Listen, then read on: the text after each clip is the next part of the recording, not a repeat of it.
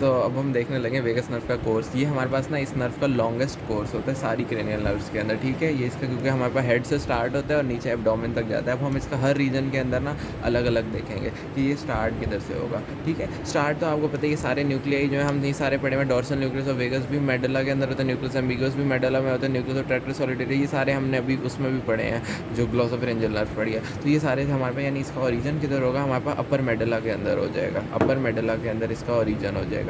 उसके बाद क्या होगा आपके पास, इन्होंने वो मेडुला को किधर से, मैंने बताया था 9, 10th और 11th ने ना पोस्ट ओलिवरी फिशर से निकलना है। तो आपके पास इन्होंने पोस्ट ओलिवरी फिशर से आपके पास इन्होंने निकल आना है। अब पोस्ट ओलिवरी फिशर से निकलेंगे, उसके बाद क्या होगा, वहाँ से आपके पास निकल के इसने किधर आ जाना है, पोस्टीरियर क्रेनियल फोसा के अंदर आ जाना है। पोस्टीरियर क्रेनियल फोसा के अंदर से निकलने के बाद इन्होंने क्या करना है आपके पास, इन्होंने उसको ना क्रेनियल कैविटी को लीव भी तो करना है ना, तो किस तरह करेंगी, वही एक फोरामेन है, जुगुलर फोरामेन। अभी तक तो कोई मसला ही नहीं हुआ ना, जुगुलर फोरामेन तक तो सेम वही वाली सारी बातें हैं। उसके बाद जुगुलर फोरामेन के से जब इसने तो यहाँ तक का जो कोर्स था ना, ये इसका हेड में कोर्स था। तो आपने इन द हेड की हेडिंग दे के आपके पास ना इसने यहाँ तक का कोर्स लिखना है। यहाँ तक अब ब्रांच कौन सी निकलेगी, तो यहाँ से जो इसकी एक ब्रांच निकलेगी ना, वो ब्रांच होगी आपके पास ऑरिकुलर ब्रांच, ऑरिकुलर ब्रांच, ठीक हो गया। इसकी ऑरिकुलर ब्रांच होगी। अभी जो ऑरिकुलर ब्रांच है इसमें सप्लाई किस किस को करना है, ठीक है। तो इसमें सप्लाई आपके पास जाकर करना है posterior part of the extra, वो जो मैंने अभी बताया था ना, इसके ऊपर की आपके पास ये एक्सटर्नल ईयर है और एक्सटर्नल ऑडिटरी मीएटस है। तो उसी सारे क्वेश्चन जाके एक्सटर्नल ऑडिटरी मीएटस, एक्सटर्नल ईयर और इसके अलावा टिम्पैनिक मेम्ब्रेन वगैरह उसी के अंदर आ जाती है। इस सारे को आपके पास इसी ने ऑरिकुलर ब्रांच में सप्लाई कर देना है। यहाँ तक ये बात खत्म होगी। अब जुगुलर फोरामेन से जब निकलेगा तो इसने निकल के किधर जाना है, तो इसने जाना है आपके पास नेक के अंदर, ठीक हो गया। तो अब नेक के अंदर जब ये जाएगा ना, तो नेक के अंदर इसने वेगस नर्व रहना, यहाँ जुगुलर फोरामेन से निकली और अब हमारे पास इसका नेक का कोर्स स्टार्ट होगा। तो अब आपके पास नेक के अंदर ना इसने कैरोटिड शीथ के अंदर से गुजरना है, ठीक हो गया। तो अब इसका नेक्स्ट लैंडमार्क क्या होगा कि नेक के अंदर इसने हमारे पास कैरोटिड शीथ के अंदर से गुजरना है। और कैरोटिड शीथ के अंदर से और कौन कौन सी चीज़ें गुजरती हैं, तो मैं बताइए, कैरोटिड इंटरनल कैरोटिड आर्टरी गुजरती है, कॉमन कैरोटिड आर्टरी गुजरती है और इंटरनल जुगुलर वेन गुजरती है, ठीक है। तो वेगस नर्व उन्हीं के साथ आपके पास कैरोटिड शीथ में से गुजरेगी। उसके बाद क्या होगा आगे जो है ना, इन दोनों का राइट साइड वाली का और लेफ्ट साइड वाली का कोर्स डिफरेंट हो जाता है, ठीक हो गया। तो अब यहाँ से हम कैरोटिड शीथ के आगे ना राइट साइड वाली को अलग देखेंगे और लेफ्ट वेगस को अलग देखेंगे, लेफ्ट साइड वाली को अलग देखेंगे। तो अब हमारे पास जो राइट साइड वाली है ना, ये क्या करेगी, ये राइट साइड वाली अब हमारे पास कैरोटिड शीथ से आगे से जाएगी और it lies anterior to the first part of subclavian artery, ठीक हो गया। तो ये आपके पास first part of the subclavian artery के एंटीरियर होगी and posterior to the sternoclavicular joint. और उसके बाद यहाँ से आगे कहाँ चली जाएगी, आगे की तरफ ये चली जाएगी थॉरेक्स के अंदर। तो यहाँ तक इसका कोर्स आसान सा है क्या, राइट साइड वाली जो है इसने क्या करना है, इसके आगे होगा first part of the subclavian artery और बल्कि नहीं, it is anterior to the subclavian artery. तो इस ये सबक्लेवियन आर्टरी के फर्स्ट पार्ट से आगे होगी और पीछे किसके होगी, स्टेनोक्लेविकुलर जॉइंट के, ठीक हो गया। और उसके अलावा आपके पास ना जो लेफ्ट वेगस है ये क्या करेगी, ये आपके पास it lies between left common carotid artery and left subclavian artery and, और ये भी posterior to the sternoclavicular joint. और उसके बाद ये भी आपके पास थॉरेक्स के अंदर चली जाएगी, ठीक है। तो आसान सा कोर्स है, कोई इसका मुश्किल बात नहीं है। क्या क्या आपके पास यहाँ पे नेक के अंदर क्या है, कैरोटिड शीथ के अंदर से पास करती है, कैरोटिड शीथ के अंदर पास करने से फिर राइट साइड वाली जो है वो आपके पास सबक्लेवियन के फर्स्ट पार्ट के आगे होती है ये, लेकिन लेफ्ट कॉमन कैरोटिड आर्टरी से लेफ्ट का सबक्लेवियन आर्टरी के दरमियान में होती है। तो दोनों पोस्टीरियर होती हैं और आगे थॉरेक्स में पहुँच जाती हैं, ठीक हो गया। तो यहाँ तक ये ब्रांच हो गई। इधर आपके पास अब इससे कौन सी ब्रांचेज आएंगी इसके अंदर, तो इसके अंदर सबसे पहली जो इसके अंदर ब्रांच आएगी ना नेक के अंदर, वो होगी इसकी फेरेंजियल ब्रांच, ठीक है। इसकी सबसे पहले क्या होगी, फेरेंजियल ब्रांच होगी। अब इस फेरेंजियल ब्रांच ने किस किस को सप्लाई करना है, तो आपको ये बात अच्छे से अभी बताइए कि इसने आपके पास फेरिंग्स के मसल्स को सप्लाई करना है, जिसने, ठीक है, फेरिंग्स के मसल्स को सप्लाई करना है। इसके अलावा कौन से मसल्स को सप्लाई करेगी, तो ये आपके पास सॉफ्ट पैलेट के मसल्स को सप्लाई करेगी, ठीक हो गया। यही जो फेरेंजियल ब्रांच है। इसके अलावा आपके पास नेक्स्ट ब्रांच कौन सी होगी, आपके पास फेरेंजियल ब्रांच के बाद दूसरी ब्रांच जो यहीं से नेक के अंदर से ही निकलेगी ना, वो होगी आपके पास superior laryngeal nerve, superior laryngeal nerve, नाम से बता रही है लैरिंग से रिलेटेड है, सुपीरियर लैरिंजियल नर्व। इसकी आपके पास आगे फिर फर्दर दो ब्रांचेस हो जाती हैं। इसकी दो फर्दर ब्रांचेस में एक हो जाती है एक्सटर्नल लैरिंजियल नर्व, एक हो जाती है internal laryngeal nerve. External laryngeal nerve में सिर्फ और सिर्फ एक मसल को सप्लाई करना है, जो कि होता है लैरिंक्स मसल, जिसको हम कहते हैं क्रिकोथायरॉइड मसल। और उसके बाद आपके पास जो इंटरनल है ना, इसने किसी मसल को सप्लाई नहीं करना होता, इसने आपके पास म्यूकस मेम्ब्रेन को सप्लाई करना होता है। और किस म्यूकस मेम्ब्रेन को सप्लाई करना होता है आपके पास, जो कि वोकल कॉर्ड से अबव होती है, अबव वोकल कॉर्ड। तो इसने ये वाली इसको सप्लाई करना होता है। तो ये आपको यहाँ से सुपीरियर लैरिंजियल नर्व होगी। उसके अलावा इसकी तीसरी ब्रांच जो कि आपके पास इधर से आती है ना, वो कौन सी आती है, वो आपके पास होती है तीसरी जो होती है आपके पास, वो होती है रिकरेंट लैरिंजियल नर्व। ठीक है, रिकरेंट लैरिंजियल नर्व। पहली थी फेरेंजियल ब्रांच, दूसरी थी सुपीरियर लैरिंजियल नर्व, तीसरी रिकरेंट, यानी इसने वापस ऊपर की तरफ जाना है, recurrent laryngeal.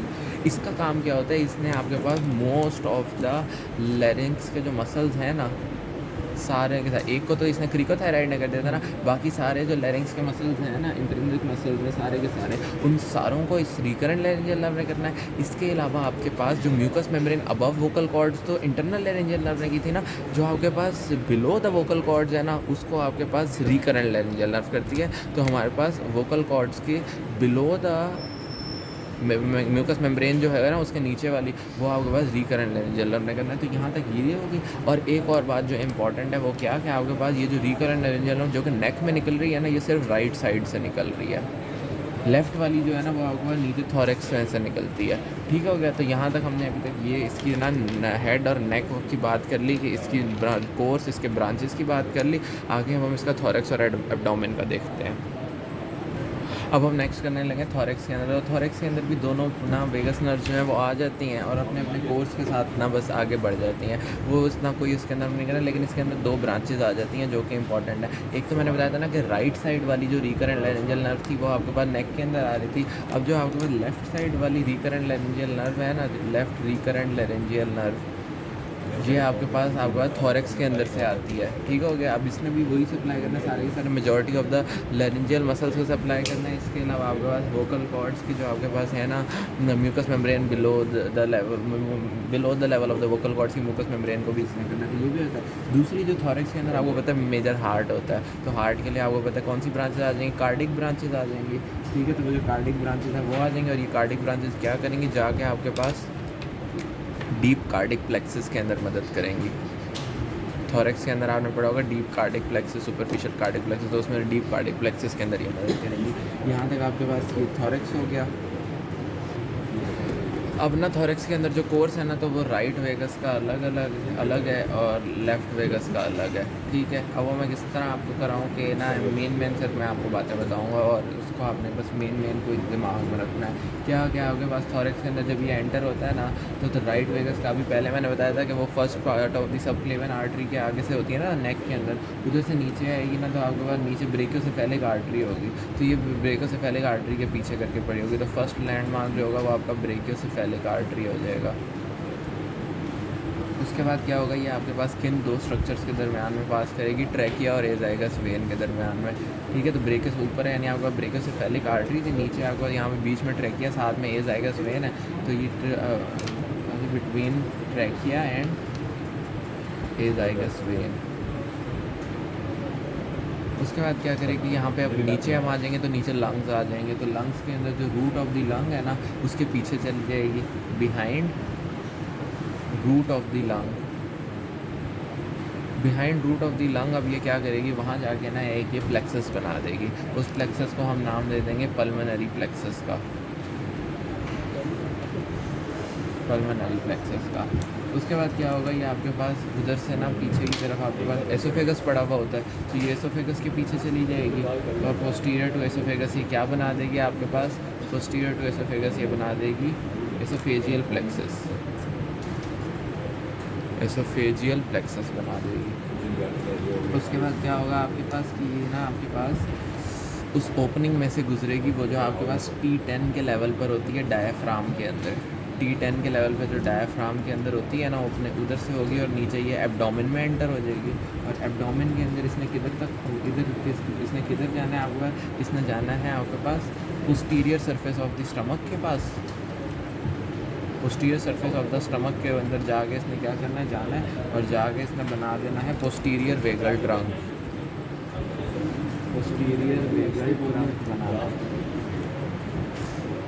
Posterior vagal trunk था, ठीक है। अभी पोस्टीरियर वेगल ट्रंक जो है ना, ये क्या करेगा, आपके पास जाके आगे ब्रांचेस दे देगा into coeliac plexus and superior mesenteric plexus. ये सारे एब्डोमेन के अंदर ना प्लेक्सस होते हैं, मेसेंट नर्वस प्लेक्सस होते हैं, तो इनको दे देगा, ठीक है। तो राइट वेगस नर्व का ये सारा का सारा कोर्स बनेगा क्या कि ब्रेकियोसेफेलिक आर्टरी जो होगी वो आपके पास उससे ना उससे पहले उसके पीछे होगा, उसके पोस्टीरियरली होगा, उसके बाद फिर ट्रैकिया और एसोफेगस आइजाइगस वेन के दरमियान में जुड़ेगा, फिर लंग्स के पीछे चला जाएगा, वहाँ पे पल्मोनरी प्लेक्सस, फिर एसोफेगस के पीछे चला जाएगा, वहाँ एसोफेजियल प्लेक्सस, फिर डायफ्राम के T10 के लेवल पे जो ओपनिंग होगी उधर से आपके पास ये गुजरेगा जो कि एसोफेजियल ओपनिंग होती है। उसके बाद एब्डोमेन के अंदर पहुँच जाएगा, एब्डोमेन के अंदर पहुँचने के बाद स्टमक के पीछे जाएगा, वहाँ जाके पोस्टीरियर वेगल ट्रंक बना देगा, उसके बाद सीलिक प्लेक्सस और सुपीरियर मेसेंटेरिक प्लेक्सस बना देगा, ठीक हो गया। ये हमारे पास राइट वेगस हो गया। लेफ्ट वेगस क्या करेगा, लेफ्ट वेगस जिस तरह ऊपर आपके पास था ना नेक के अंदर, मैंने बताया था कि क्या था, लेफ्ट कॉमन कैरोटिड आर्टरी और लेफ्ट सबक्लेवियन आर्टरी के दरमियान में ना पास रहता था। उसके बाद क्या होगा, ये आपके पास ना जो आयोटिक आर्च होती है ना, आयोटिक आर्च की लेफ्ट साइड से गुजरेगा। उसके बाद क्या होगा, ये आपके पास यही वो जगह है जहाँ पे आपके पास ना जो फ्रेनिक नर्व होती है ना, फ्रेनिक नर्व वो आपके पास क्रॉस करती है लेफ़्ट वेगस को, ठीक होगा। ये वो जगह है। उसके बाद क्या होगा, ये फिर सेम वही है कि आपके पास ना behind the root of the lung आपके पास पल्मोनरी प्लेक्सस बनाएगा, फिर ना लेकिन एंटीरियर टू द एसोफेगस जो है ना आपके पास ये एसोफेजियल प्लेक्सस बनाएगा, ठीक हो गया। वो पोस्टीरियर टू द एसोफेगस बनाता है, ये एंटीरियर टू द एसोफेजियल जो है ये एसोफेजियल प्लेक्सस बनाता है। उसके बाद क्या करता है, सेम टू सेम उसी तरह T10 डायफ्राम के ना वो जो एसोफेजियल ओपनिंग है उसके थ्रू एंटर होगी। उसके बाद क्या होगा आपके पास कि इसने नीचे की तरफ आना है और नीचे आके स्टमक की जो एंटीरियर सरफेस है ना, anterior surface of the stomach, उसके ऊपर आके इसने क्या बना देना है, एंटीरियर वेगल ट्रंक बना देना है, एंटीरियर वेगल ट्रंक बना देना है, ठीक हो गया। तो ये सारा का सारा ओवरऑल हमारा, और यहीं पे आगे बस ये ट्रंक्स बना के आगे प्लेक्सस में गुम हो जाते हैं। तो यहाँ तक हमारे पास वेगस नर्व जो हो गई है वो हो गई है। एंड अगर मैं इसकी एक डायग्राम दिखाना चाहूँ तो वो यही है कि आगे पास इसने क्या किया हुआ है। सबसे पहले यहाँ से ये न्यूक्लियाई से स्टार्ट हुई है, जुगुलर फोरामेन में से गुजरी है, उसके बाद ये यहाँ पे आके ये recurrent laryngeal nerve, superior laryngeal nerve वगैरह जो इसने बनाई हैं वो बन गई हैं। उसके बाद आके यहाँ पे ये जो फेरिंग्स लेरिंग्स वगैरह था एसोफेगस, वहाँ पे उन सब को सप्लाई की है। फिर यहाँ पे देख लें आप तो ये ना लंग्स के पीछे जाके यहाँ पे बन रहे, हार्ट के अंदर जाके कार्डिक प्लेक्सस बन रहा है। इसके अलावा फिर नीचे आ जाएँ तो यहाँ पर ये सारे जो एब्डोमिनल ऑर्गन है इन सबको भी आपको पता है सप्लाई इसी ने करना है। तो ओवरऑल ये थी आपके पास वेगस नर्व। अगर वेगस नर्व जो है वो उसके अंदर कोई ना कोई लीजन आ जाए या डिसऑर्डर हो जाए तो आपके पास क्या क्या उसके अंदर बीमारियां हो सकती हैं या क्या क्या उसके सिम्टम्स हो सकते हैं ना, तो उसके लिए ये आप देख लें कि ना ये क्या आपके पास डिस्फेजिया हो जाएगा, क्योंकि आपका जब फेरिंग्स के मसल सारे के सारे ख़त्म हो जाएंगे तो आपको रात को स्वेलो नहीं कर पाएंगे, तो डिस्फेजिया हो जाएगा। लैरिंग्स के मसल की पैरालिसिस होगी तो होर्सनेस ऑफ वॉइस हो जाएगा। उसके अलावा अगर मसल्स ऑफ ना पैरालिसिस हो जाए तो आपके पास आपकी फूड जो होगी ना वो आपके पास नोज़ से निकलना स्टार्ट हो जाएगी, उसे हम रिजर्जिटेशन ऑफ फूड फ्रॉम नोज़ कह देंगे। इसके अलावा आपके पास जो यूवुला होता है ना, पीछे आपको लटकी हुई एक चीज़ अपने मुंह खोलने से बिल्कुल पीछे नज़र आती है, उसको यूवुला कहते हैं। तो उसकी डेविएशन नॉर्मल साइड की तरफ हो जाएगी। उसके अलावा आपके पास ना क्या होगा, और ये जो ऊपर रिजर्जिटेशन होती है ना वो पैलेट के मसल्स के पैरालिसिस की वजह से हो जाती है। उसके अलावा फेरेंजियल गैग रिफ्लेक्स जो है इसका जो आपके पास इफरेंट होता है ना वो आपके पास वेगस नर्व बनाती है, जिसकी वजह से वो भी आपके पास नहीं हो पाएगा। कफ रिफ्लेक्स के अंदर भी आपके पास इफरेंट जो है वेगस नर्व बनाती है, वो ना डिस्फोनिया हो जाएगा आपके पास, क्योंकि लेफ्ट रिकरेंट लेरेंजियल नर्व जो है ना जब वो आपके पास अगर ख़राब हो जाए तो आपके पास वो वॉइस नहीं बन पाएगी, तो डिस्फोनिया हो जाएगा, ठीक है। और ये कब होती है, जब आपका पेटेंट डक्टस आर्टीरियोसिस होता है ना तो उसके अंदर वो लेफ्ट रिकरेंट लेरेंजियल नर्व को ना वो कर लेती है, इरिटेट कर देती है। इसके अलावा आपके पास ना बस यही सारा का सारा है, बाकी तो और इसमें न्यूक्लियस एम्बिगुअस वगैरह जो है ना और ये सारी नर्व्स उससे जो निकल रही हैं ये किसके अंदर इन्वॉल्व होती हैं, ये आपका लैटरल मेडुलरी सिंड्रोम के अंदर इन्वॉल्व होती हैं, और वो आपका बल्बर पैरालिसिस कराता है। ये एक एक्स्ट्रा बात है। तो यहाँ तक हमारे पास वेगस नर्व ख़त्म हो गई है। Thank you.